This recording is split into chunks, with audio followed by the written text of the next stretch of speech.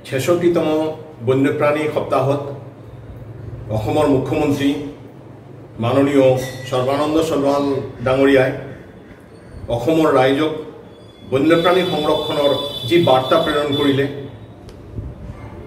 যিখিনি কথা ক'লে সেইখিনি কথাৰ প্ৰতি আমি আমাৰ আন্তৰিক ধন্যবাদ জ্ঞাপন কৰিছোঁ।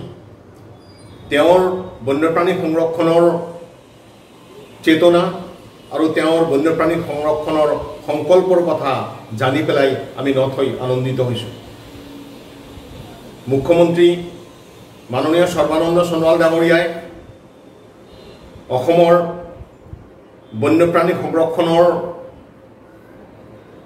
চেতনাত বন্যপ্ৰাণী সংৰক্ষণৰ ইতিহাসত অভূতপূৰ্ব কাম কৰিব বুলি আমি আশা কৰিছোঁ। পূৰ্বৰ চৰকাৰৰ সময়ত অসমত ধাৰাবাহিক গড় হত্যা হৈছিল। মুখ্যমন্ত্ৰী সৰ্বানন্দ সোণোৱাল ডাঙৰীয়াই এই গড় হত্যা বন্ধ কৰিলে, প্ৰতিহত কৰিলে।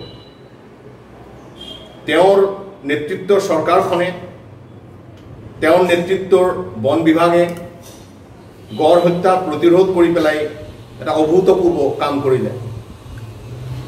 অসমৰ সাধাৰণ জনতা, অসমৰ বেচৰকাৰী সংগঠন গড় হত্যা প্ৰতিহত কৰাৰ বাবে ৰাজপথলৈ ওলাই আহিছিল, অনশন কৰিব লগা হৈছিল। এই গড় হত্যা প্ৰতিহত কৰি পেলাই বন্যপ্ৰাণী সংৰক্ষণৰ দৃষ্টিভংগীত বহুত ডাঙৰ কাম এইখন চৰকাৰে কৰিলে। তাৰ প্ৰতি অকল আমিয়ে নহয়, অসমৰ প্ৰত্যেকজন প্ৰকৃতিপ্ৰেমী জনসাধাৰণ, পৃথিৱীৰ প্ৰত্যেকজন প্ৰকৃতিপ্ৰেমী জনসাধাৰণ, ভাৰতবৰ্ষৰ প্ৰত্যেকজন প্ৰকৃতিপ্ৰেমীয়ে এই চৰকাৰখনক ধন্যবাদ জ্ঞাপন কৰিব। মুখ্যমন্ত্ৰী সৰ্বানন্দ সোণোৱাল ডাঙৰীয়াই অসমৰ বৰ্ষাৰণ্যক ৰাষ্ট্ৰীয় উদ্যান ৰূপে সংৰক্ষিত কৰাৰ যে সংকল্পৰ কথা ক'লে, তাৰ প্ৰতিও নেচাৰ্ছ বিকেন আদৰণি জনাইছে। জয়পুৰ বৰ্ষাৰণ্য ভাৰতবৰ্ষৰ এটা শ্ৰেষ্ঠ বন্যপ্ৰাণী অঞ্চল। এই জয়পুৰ বনাঞ্চল ইমান দিন সংৰক্ষিত নাছিল। জয়পুৰ বনাঞ্চলক দিহিং পাটকাই ৰাষ্ট্ৰীয় উদ্যানৰ অন্তৰ্ভুক্ত কৰাৰ যি সংকল্পৰ কথা মাননীয় মুখ্যমন্ত্ৰী ডাঙৰীয়াই অসমৰ ৰাইজক ক'লে, তাৰ প্ৰতিও আমি গভীৰ আস্থা প্ৰকাশ কৰিছোঁ, আমি সুখী হৈছোঁ, তেওঁক ধন্যবাদ জ্ঞাপন কৰিছোঁ। আজিলৈকে অসমৰ কোনো মুখ্যমন্ত্ৰীয়ে স্বতঃস্ফূৰ্ত ৰূপে অসমৰ বৰ্ষাৰণ্যক ৰাষ্ট্ৰীয় উদ্যান ৰূপে সংৰক্ষিত কৰাৰ বাবে আগবাঢ়ি অহা নাছিল।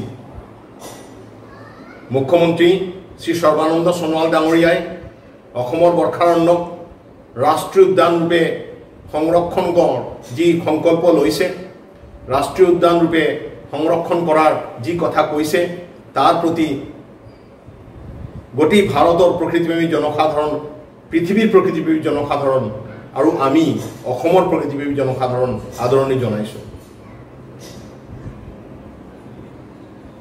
নেচাৰ্ছ বিকেন বন্যপ্ৰাণী সংৰক্ষণৰ বাবে তেওঁলোকৰ যি কৰ্তব্য, তেওঁলোকৰ যিটো কাম, সেইটো কৰি যাব।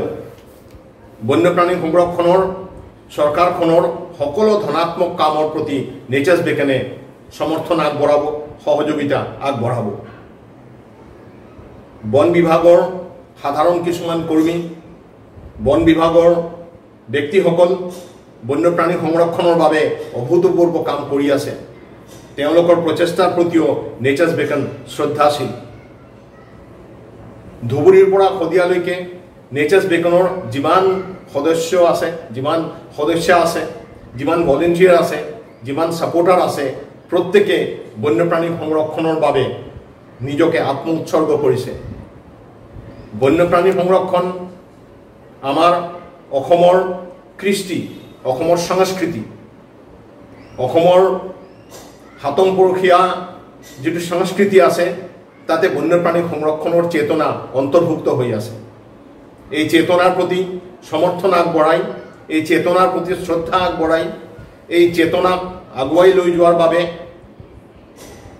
অসমৰ মুখ্যমন্ত্ৰী মাননীয় সৰ্বানন্দ সোণোৱাল ডাঙৰীয়াই অসমৰ ৰাইজক যি প্ৰতিশ্ৰুতি আগবঢ়ালে, তাৰ প্ৰতি আমি শ্ৰদ্ধা জ্ঞাপন কৰিছোঁ।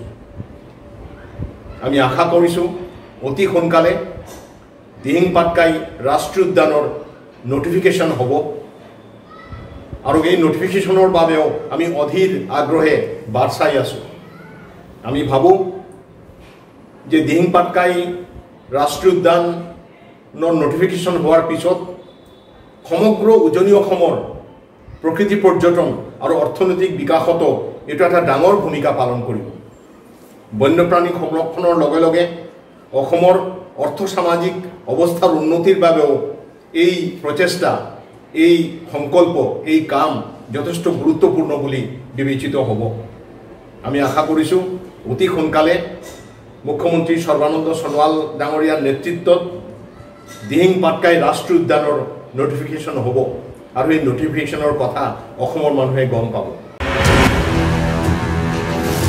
ND24